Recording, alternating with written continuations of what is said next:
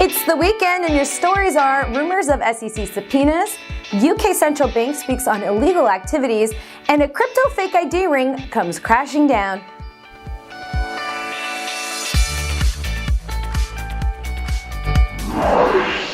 Hello world, welcome back to The Comment. For your first story, the Wall Street Journal recently published an article claiming that the U.S. Securities and Exchange Commission has issued a wave of subpoenas and requests for information to numerous companies involved in the cryptocurrency industry. While we have seen some regulatory action from the agency over the last several months, the journal's article gave the impression that the SEC's scrutiny has intensified even more in recent weeks. With that in mind, ETHNews decided to reach out to some of the year's most notable ICOs for confirmation. Shockingly, we were unable to confirm a single subpoena. Not a single one. I was hoping for a little more on this gossip, right? Well, what we were able to confirm was that two of the year's biggest ICOs, Banker and Brave, were definitely not included in this new wave of subpoenas. Brendan Eich, CEO of Brave Software and also the creator of JavaScript programming language and co-founder of the Mozilla project, told ETHNews that, quote, "We have not received any communications from the SEC," end quote. Banker's support team had a similar response saying, quote, "No, we have not. Thanks for checking in. Smiley face," end quote. That's right, smiley face. For now, it seems as if this new effort by the SEC is focusing on maybe smaller or less known ICOs, but only time will tell. I just have this to say, will the subpoenaed ICOs please stand up? Everyone's freaking out because of you.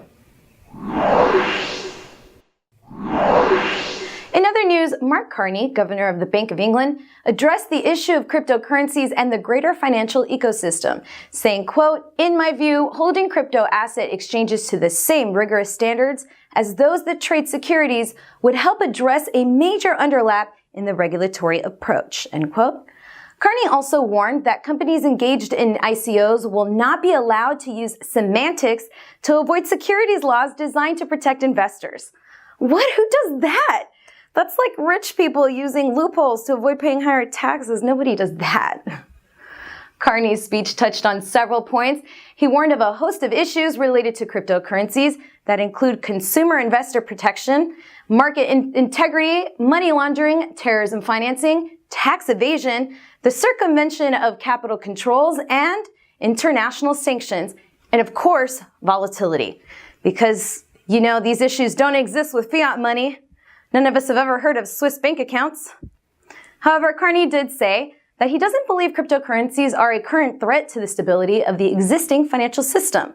While regulators are exploring their options, Carney believes that the officials in charge of oversight for the marketplace are at a crossroads, saying authorities need to make some decisions, that they need to decide whether to isolate, to regulate, or to integrate crypto assets into financial systems. The U.S. government is considering confiscating 500 Bitcoin seized from 4 individuals charged with creating fake IDs. Teenagers are just out of control these days.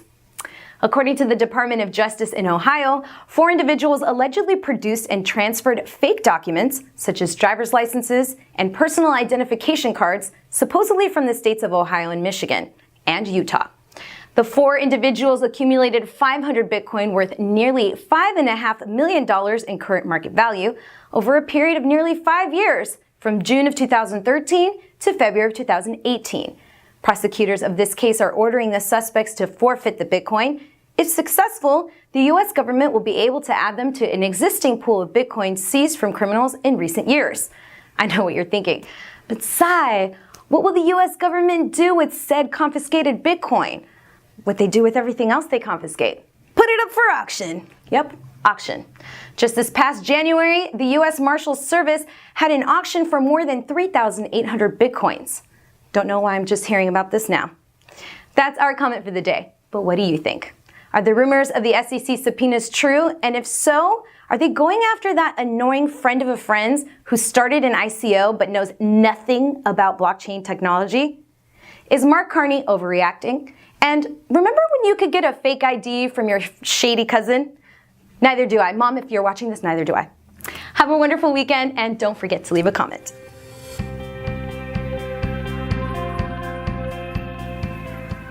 Join me back here on the comment as I catch you up on the latest in Ethereum and blockchain. If you like this episode, let me know by clicking the thumbs up.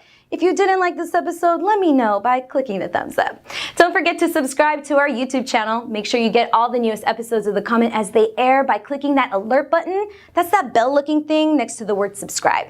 If you missed our latest episodes, you can catch up on ETHNews.com or on YouTube, or just subscribe so you don't miss them anymore, silly.